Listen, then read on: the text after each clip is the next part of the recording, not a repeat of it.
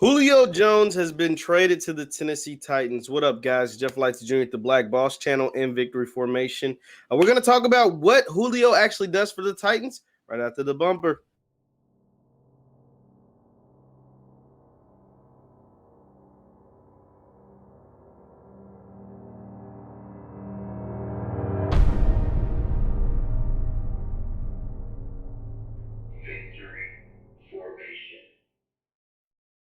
What's up, guys? Jeff Lightsy Jr. here with the Black Boss Channel and Victory Formation. Be sure to hit the thumbs up button, like, share, subscribe, and the notification bell because we upload every single day. Now, Julio Jones is the newest member of the Tennessee Titans. He was traded for a second round and a third round pick after, the big debacle on Undisputed, where Shannon had Julio on the phone. Julio probably didn't know he was being recorded.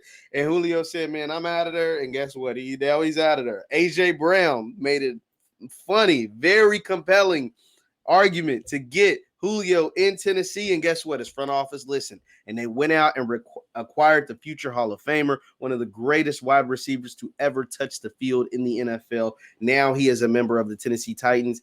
And the Titans are a better team because of it. But so the question is, what does Julio Jones do for the Titans? He does a lot for the Titans. He makes them, now they have two dynamic players on the outside, and you still have the NFL's leading rusher the last 2 years in Derrick Henry in the backfield. But here's the problem.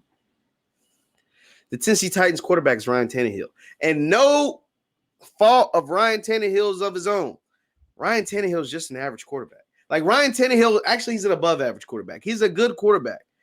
But the thing about this league is that you either have an amazing quarterback with a subpar defense, you can get away with it, or an amazing defense with a Ryan Tannehill type quarterback. The thing about Tennessee, they don't have an amazing defense. They went out and got Bud Dupree. They let Adoree Jackson go, and they went out and got someone else. Jack Rabbit. They went out and got what is his name? Janoris Jenkins. I think they went outside and Janoris Jenkins, which are good additions. This defense still isn't above average. Now, their offense got some firepower. Like I said, Derrick Henry has led the league in rushing the last 2 years.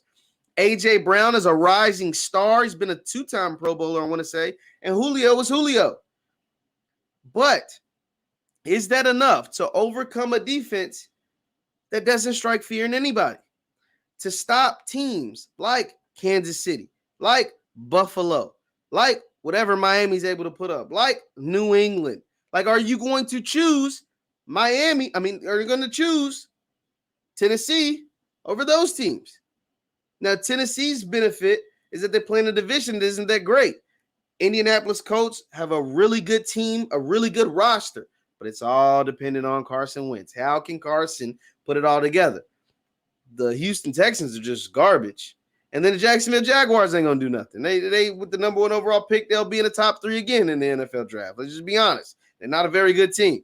So they have a very weak division with 2 teams that are just horrible because, Houston, the Deshaun Watson thing, they don't know what's going on with that. And Jacksonville is going to be horrible. And Indianapolis has a big question mark. They have a ton of talent, a ton of players. So that's what's going to benefit Tennessee. But even after this Julio Jones trade, are you picking Tennessee over Kansas City? No. Are you picking Tennessee over Buffalo Bills? No. Are you picking Tennessee over the Baltimore Ravens? No, I'm not. Are you picking Tennessee over the Cleveland Browns? No, like you're not. Those teams are still clearly better. But with Julio, you are given another dynamic weapon that can maybe help out and complement that defense a lot better. Because Tennessee's defense, even though Mike Vrabel, who's their head coach, is a defensive guy, now all the stars are on offense. There's not one star on Tennessee's defense. Bud Dupree, I guess, is like a middling star, but he's coming off an injury. He's coming off. That's why Pittsburgh didn't resign him. He's coming off an injury. I don't know if he's going to be the same player. All the stars on Tennessee's offense. And none of them is named Ryan Tannehill. And that's the big question mark because a lot of times you can pick the team if all things created equal, if health is not a major factor, you can pick the better team or who has the better quarterback.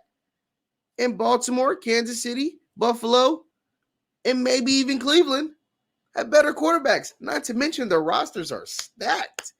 Kansas City has a stacked roster. So does Buffalo. So does Cleveland. Cleveland might have a top 3 roster in the league. And so does the Baltimore Ravens. And not to mention teams like the Los Angeles Chargers, who might be a problem with Justin Herbert. So we'll see. I like Julio Jones a lot. Does it move the needle greatly for Tennessee? Probably not. Leave your thoughts in the chat. Once again, I'm Jeff Lightsy Jr. with the Black Boss Channel and Victory Formation.